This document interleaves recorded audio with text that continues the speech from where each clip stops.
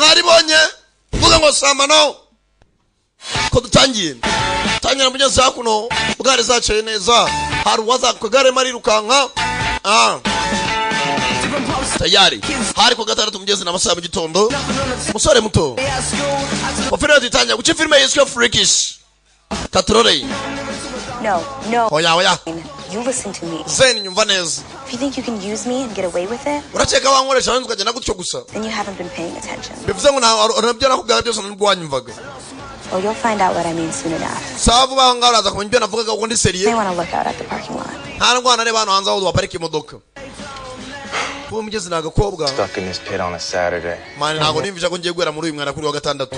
We could have got kicked out. Mani ntago bapfa kutwirukana gutyo. Yo, that looks just like Dwight's knife. Actually, mother Dwight. It's because it was Dwight's knife. It's cyari Dwight. You stole it? Bamwe by'icyuma. He gave it to me. Yarachimaye. Jenzi ngo nabari naje ku ishuri ku gatandatu. Ko mu mukobwa uko araha. Abona hakurya. Harano akonya hafashwe umuriro. Ako nabitindaho. We Grover. Where you going, such a Aza kuri muri rukaho. Ati ngiye mu bihano ku ishuri. Sasa arwanyisho bakora amakosa bakazabahamagara ku gatandatu bagahanwa. Who the hell are you? Urinde ubundi hano. Grover Jones. Jabaita Grover Jones. Grover Jones. Ni profe. You're not on the list. Ntago uri kuri list y'abantu bagomba guhanwa uyu munsi. I know, coach, but Ndabizi coach ariko. Ndashaka guma muri class yawe. Now why would you show up to Saturday detention when you Iki gituma uza ku gatandatu rwose gufata ibihano nk'abandi bana. don't have to? Kandi utagomba kuza guhanwa. Nyine prof coach. Professor w'umusore ngo umucoach we n'abantu wa sport. Amerikana agakobwa. You gotta be shitting me. Utanye nishatse. no, I'm not shitting you. Ntabwo urimo gukina prof kare akuki nyine. Undeke manu ariko. You can handle a little lady like that? Umugabo ugiye gutuma za gufata ibihano utakoze ukosa. Nago cyagruva cyikundira. Can I stay? Waritse ngo muri class prof. Oh, I wouldn't miss it. Ntago nakubangamira bro. Button the seat. Tena wicara. Prof itegera seriyo. Your button the seat. Tena wicara sukurejana nk'abandi bose. Ntago sasa ntakosa cyakoze. All right, people, I gotta go get something. Baretse gato basore nyari ibintu ngiye kuzana. Let's put the cell phones away. Mubika amatelefoni yanyu. Eyes forward. Amaso imbere. Shut. Mufunga n'iminwa. Sasa ku gatandatu yakoze ikosa hanze. Babahamagara mugahanijwe kwicara muri classe cyangwa se mukajya gukubura ikigo gukuka ibintu nk'ibyo. Sasa no mugenzi arabicurangira. Ibo bifitiye amahoro nta kibazo nakosa bakoze ku ishuri. Hano hari agakobwa kazi gucuranga. What? Niki? Sometimes you gotta let it out. Hase ko muntu nganone cyane rwose bikanira isoni. Sasa hakuno. Feel free to look. Yewe reba witonze. See anything you're seeing? Nabone ibintu uri kubona nta kintu wasobanukirwa. Imana sanu ya pura y'inyubako. Babonye abangaba na coach agiye nabo bavayo. Undi yicara ku meza n'abanyeshuri bakoze amakosa. Hey. Yewe ite. I'm Grover. Ainta Grover. Here? Wewe witwa? Kamwiryaho. Busy. Uri busy cyane se? Yeah, I can respect that. Saibyo kamyuba he. Cyane gutereta. Hey, Elmo. Yabainta Elmo. She's ignoring you because you're a candy ass loser. Mwana ni mara guca amazi kuri daju uri kananga. Kiramwinjirira. Undi navayo. I know Grover is kind of an odd name, but Ndabizi naryanjye Grover ni izina ry'abasaza. it was my mom's favorite uncle. Ati rwose ni uncle wa mama wanjye mama yakundaga cyane. That's not what your mom said last night. Ibyo cyane mama yabigutumye kwigisha gutereta ijoro ryashize. My mom don't love you? Cyangwa mama ntago akunda niyo kwita amazina y'abasaza. And she told me she gets sad when she sees you. Kandi mama yambwiye ko atarakara cyane yakubonye. I wish my mom could see me. Naye ndifuza ya mama yambonaga. Oh, she can't see you? Ntago mama akubona se? Is she like blind or something? Impumye se kuba bwa mama ntajya kubona. Basekamo. My mom is dead. Mama wanjye yarapfuye niyo mvuga ko atajya mbona. Whoa. Bara batangiye kuzamuka. Dude, really? Serious mwana? Heavy. Birabaje. I didn't know. I didn't mean to say it like that. Mwana muhika rumenye ntago nabivuze rwose nzi ko mama yapfuye. I mean, I did, but not like that. Okay, nabivuze ariko ntago nangamije kuba nakubabaza. You're just gonna let him hang, aren't you? Ase mugiye gutuma akomeza kubatesha umwanya mugirira impuhwe. I don't know what you're talking about. Yema ndasinze ibyo What uvuga. are you talking about? Mom's not dead, you moron. She works wamusenze nyoko ntabwo yapfuye at the chemical plant on the akora kuri cya kigo gikora ibintu by'uburozi chemical plant line. No way. bakora ibintu by'amaproduit chimique Are you messing with me? hose urimo urabeshya ko mama yapfuye cyangwa Got that right. ntabwo babeshya nyina ni muzimu sasa rwakaranga rwaje rutera n'umukobwa imuhera ubeshya ukuntu nyina yapfuye kuba umukobwa asanze ko kizi. You know what I'm in here for? uzi mpamvu turi hano cyangwa I'm in here for smacking some kid's head on the sidewalk for messing with I me. didn't mean mwana abandi twakubise abana niyo mpamvu twaje no mu bihano it like that. I was just trying to lighten things up. mana ni mpamvu nawe mbabeshyaga kwara kugira ngo byoroshye Just called me a loser, so I mwarimo baranyita umuhombyi thought it would be funny. ndashaka no tubigire blague Oh, dead mom jokes are hilarious. umva izo blague nazo kugenda ubeshya abantu ko mama hari umupfuse n'inzo nziza I know I laugh every time I think of my dead mom. ati ngiye buri gihe cyose nkunda nkunda guseka ariko iyo ntekereje ko mama yapfuye ntabwo binsetsa sasa koko nyina yarapfuye bya nyabyo Your mom? mama wawe My mom's not dead, you idiot. mama wanjye ntabwo ari umupfu nawe musukwa we nakubeshyaga But you see how that's not funny? bivuze ngo ntabwo bisekeje rero kuvuga ko umubyeyi we yapfuye kiraza gutereta kikabeshya kikavuga biriya na biriya No dead mom jokes ever again. ibintu byo kuvuga ko ababyeyi bapfuye none nakubizana bwa kabiri Don't apologize to me. I'm in here for stealing. yewe nyine winyaka imbabazi nanjye banza nyine kubera nibye nyine sasa kuvuga ko ari ako ni akajura mu kigo nicyo bagahanishije kukazana hano He's the one who cracks skulls. Oh, ntibwatinze koci avayo grown little lady. nababwiye ngo amatelefoni mashyire hasi All right, people, sawa abavandimwe grab a bucket. buri umwe azana afate imbegeti indobo nimba bagiye gukora amasuku mu kigo kuwa gatandatu kugira ngo mugume mu rugo muba mufite igihano mugomba kuza gukora arangije maniga This is fun for you? ntabwo bishimishije musore I'm just realizing you know where my mom works. birantangaje ubwo uzaho mama wanjye akora You know who I am. bivuze ngo nanjye uzi uwo ndiwe ntabwo najya kwiperezanta no kuvuga byinshi tayari koci bavanayo ariko koci nawe ni niga hakuno tayari baje mu gihano kuwa gatandatu nuko filime tuyitangiye sasa abandi mu kigo mugenzi hari abaje rwose muri za siporo abaje kubyina n'ibiki hano haramanika za flyer I told mutore natari rwose got us the best visual real estate. rwose igipande tumanitse ikibana nizagaragara iyi weekend yose What about for you? I'm not sure. reka kumanika bana n'ubundi batari bugutore ntacyo bimaze It's straight. Can you get me? reka tukirambure neza tukizamure hejuru kumbe hakuno nkuko muzi bya segonderi hari abibese bari hakuno I said I needed privacy. This isn't what I meant. sheri nakubwiye ko rwose nshaka ahantu hihishe bari tujya none reba aho turi So you just want me to go? Come here. That's ntabwo ushaka ko ngenda ari cyabakazi Interrupting anything? Don't you got Abangamiye. some place to be? washatse ahantu ujya kuburanya Else to be? shaka ahantu ujya kwicara Not really. aho In ngenda a minute. Do us a favor. basi dufashe mu munota umwe That's low, man. mani Really low. icyo usanga iyo bataraho burage kirikomereza I'll never get used to saying that. ahantu turi naho baratureba cyane we batandeba sasa hari umusore afite ikintu cy'igishinge ari ibintu bimeze nk'ibimogini bari za kitapimpa yitera aba ni indobo zabo baje gukora ibihano maniga yaje gutereta yemera gukora igihano Got trash duty. uyu munsi ni umunsi wo gupakira umwanda Be scraping the gum on the bleacher. abandi mufate ibyogesho mugende mushaka ahantu hose hari amashikarete mwakubore mwakube neza Not me, coach. Only rocks I got are the ones I was born with. koci uyu munsi rwose mwagomba gufata QB, akaruhuko bleachers until all the gum's off. mugende ahantu hose hari agashikarete mushake iburyo mwakuba paka ahantu hose hasigaye neza Containment breach imminent. sasa wagira aho mu kigo kuri bafura zo mu kigo hahita haca agatangazo Aerial contamination danger. ahantu rwose turi hagiye kuza umwuka mubi umwuka uhumanya Remain indoors. mugume mu mazu yanyu remain indoors Close all windows. mufunge amadirishya yose Seek shelter.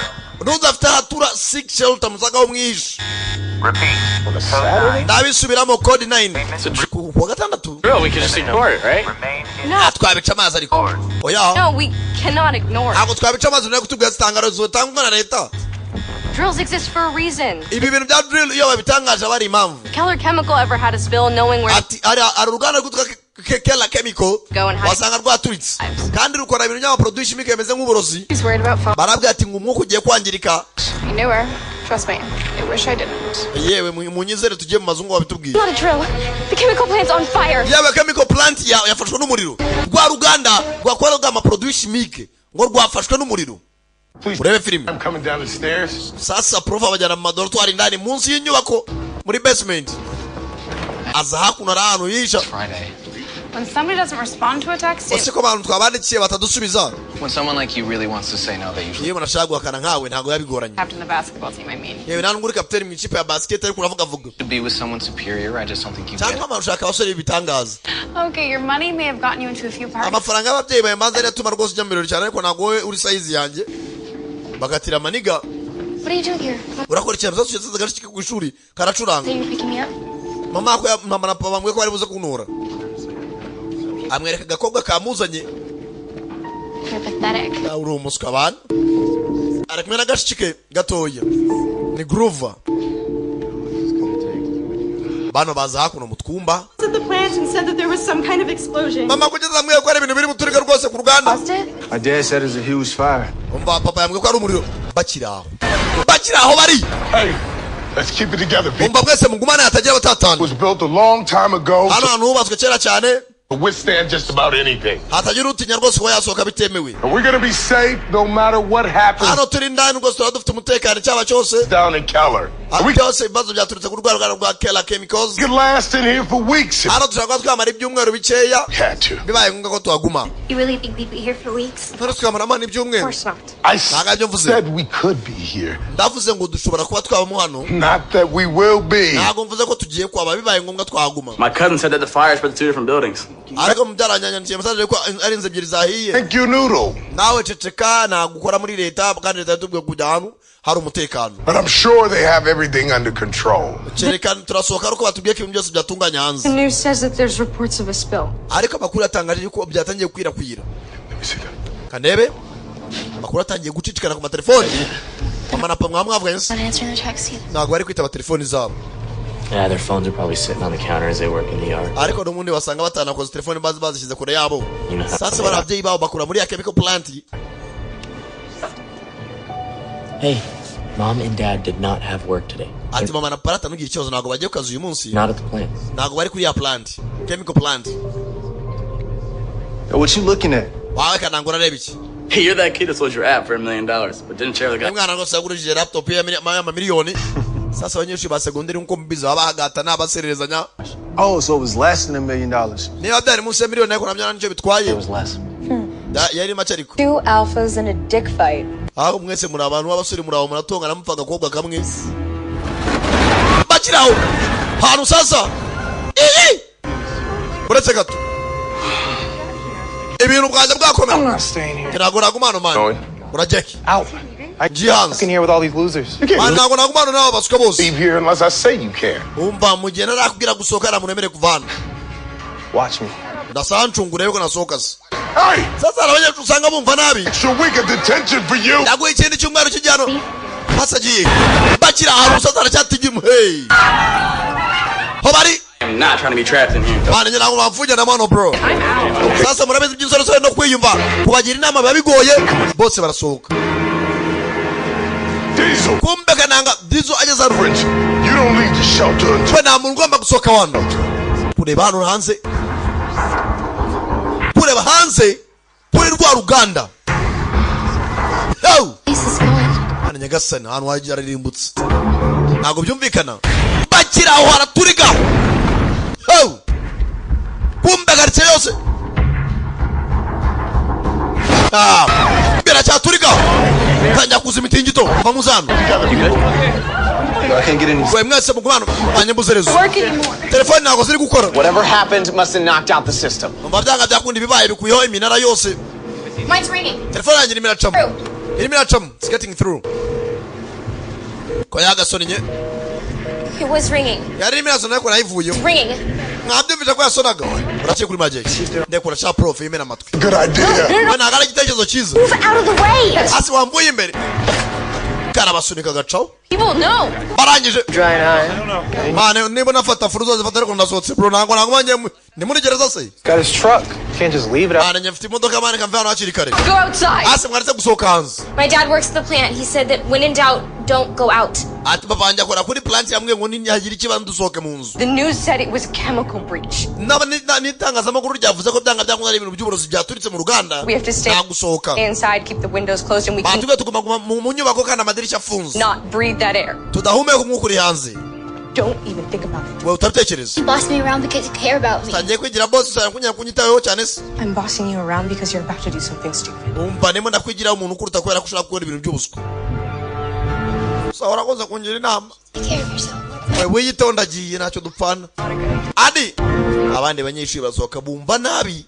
Take care, man. Wewe yito. Stand aside. Muvandi wagumye ndani bro. What you doing? You kidding, right? I have to make sure the twins are okay. You heard? Mama kumenya kimanga zimeza neza. I'm not letting you. Says you? You can't go outside. Wenagwaja hanze. Brothers are probably terrified. You know my mom can't handle this. Look also. Mama nagwa bicamura ko hatuje. They're not okay. Don't say that! Wivuga gutyo. Talking about. Nyagazi byavuga. You did not just say that when we standing right here. We nago tukakuba duhagaze no nkijiji bana. Know what I'm talking about. Ibyo nyamuga ndabizi bro. Not safe outside. He has no idea what's out there. Mwana ntabuze ikiri hano hanze. Why you keep talking, man? Twins Amani uvuga ngani? might be okay. Imanga zamera neza. There's a good chance you won't be if you go out into that. Ariko ushaka no kutazibona mu tsozi. You don't want them to lose their big sister, do you? Hara gushaka kubura mushiki wawe mukuru.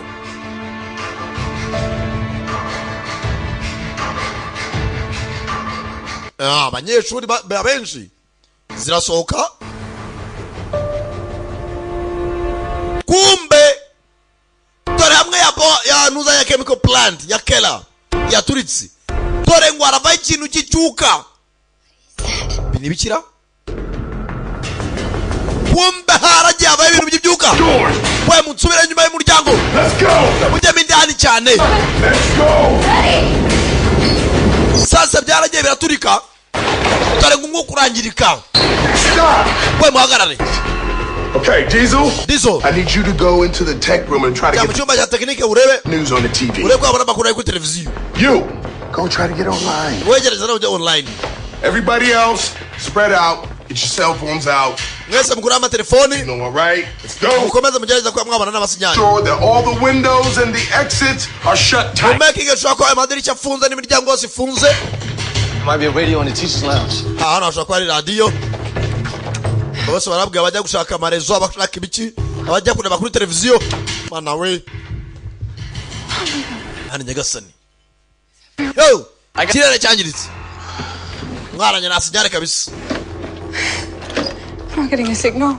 Mwaranye na sinyare. Do Hano bakwiye ku icupa. Some shitty wine? Kana manye wine. Playing around. Mwana na mwanya wo gukina ari bro. Here we go. Barabona kiradiyo. Oh, please. Mana bashaka kumva ko bakumva hari n'amakuru cyangwa ibyo batangaza kuri radio. Please work. Mana dufashe radio kore. Sasa hanze urabona hose ahindutse. Hey, Yewe. good luck. No. Amahirwe abagizira. Go room on the second floor and there's no signal anywhere. Hano hose no kuri floor ya kabiri na sinyari na hano hose nta sinyari iri. All anywhere. Hey, what is it?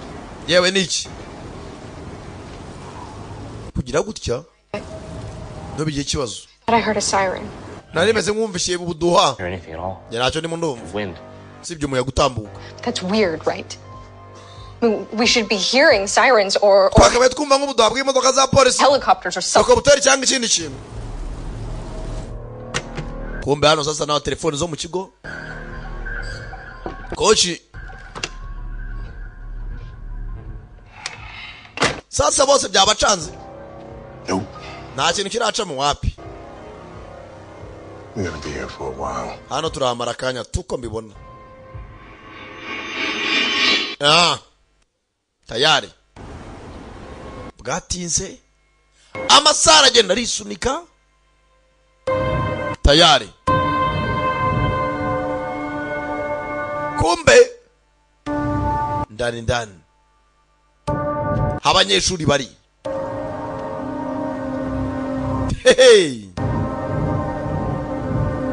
Groove arabagenze bose.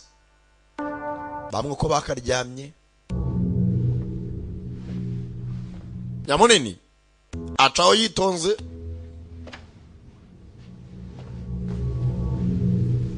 Baga hakunino. Sorry. Hangane. No, I wasn't even asleep.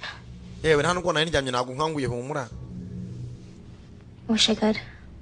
I'm this crazy mix of totally exhausted and totally wide awake. Umuntu kuno yararufye rwose no kudaryama nabyo ni ikibazo. Adrenaline. Ikibazo cya adrenaline. Shock. Habwo nta gashoke n'ubwoba niki. Do you think anyone from the lower valley made it? ese cheka abantu bari hepfiriya muri valley barokotse. I want to believe they did. Yewe ndi kwimagine ko bakiza ariko simbizi. I just keep thinking that I just want to be home. Ndimo ndibaza yaba natashye ndi mu rugo. And then I realized that home probably isn't even there anymore. None ndimo nimagine iwacu wasanga abana ari imutse no mukiri muzima. I didn't say goodbye to my parents this morning. Muri kitone kimbabaje nagiye kujya ku ishuri sinasezerana n'umubyeyi wanjye. Bozo afite ko bayiko ashaka gusanga n'ababyeyi babo bapfuye kare.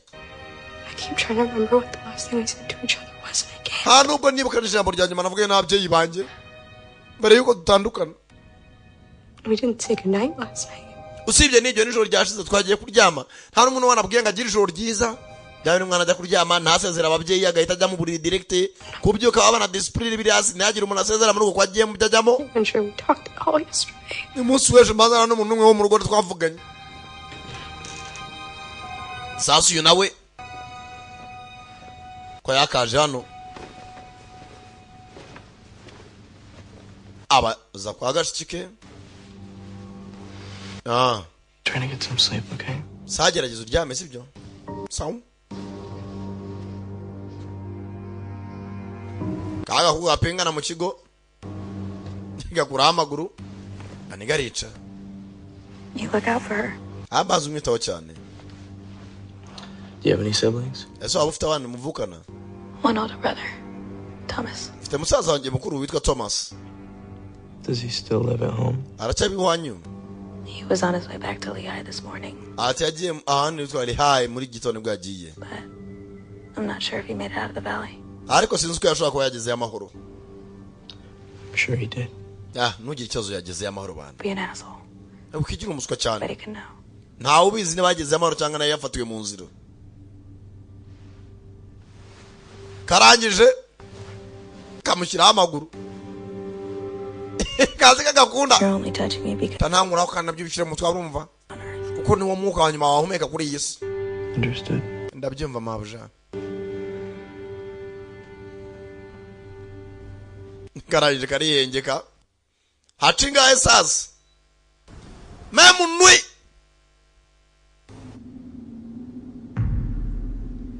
Kobosi. Ziryamye. Yuko aryamye. Yumva. Hello? Hello? Arabibomborekana. Shiriye amaguru ku ruhande. Guruva zimuvanayo. Abandi baryamye zirasinzira.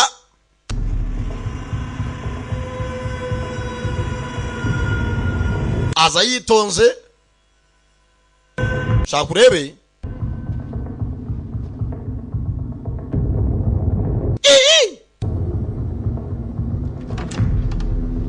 Akomeza mindani.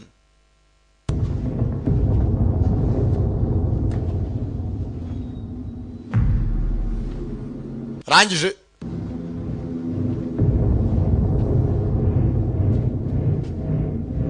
Ano. Hey, whoa. Wait. But it's Grover, just Grover, bro. Listen. Umva. Got off on the wrong foot. Manu wayobye, bro. I am so sorry about what I said earlier. Mbabarire basi byo navuze kare. I talk to get myself out of stuff. I do it all the time. Arabose umura bose ndaza nguhunga. I'm doing it now. Ntabwo rwo twaguma urwana. Gise kamu. I don't like you. Mwana ntabwo nkunda, bro. But Diesel, if you think about it, you started it. Ariko Diesel ni mwatangiye munserereza. I mean, you called me a loser. Wanyise umuhombyi. Because you are a loser. Nena kwise umuhombyi ukuri umuhombyi nyine. Musawa? Kirangije? I need to sleep. Ngeneye kuryama utambangamira. Sawa. Take that as apologies. Sawa nemeye ko mpaye imbabazi nta kibazo. Ntiyabitindaho. Kumbe hanze aratambukaga. Maniga yitonze.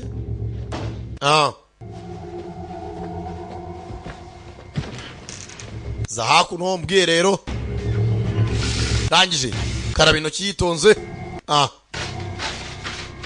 Tayare. rihanagura yitonze. Ni Grover Jones. Niba aragenda yumva ibintu bimeze nk'inkweto. Burebe niba aragenda batwara mugenzi we ngo basohotse. Lyle? Lyle? What happened here? Mwana byagenze bitsura yerurutse. Na umeka neza. All dead. All dead bose bapfuye. Dead. Indi bapfuye. They can't all be dead. Ago bose bapfuye.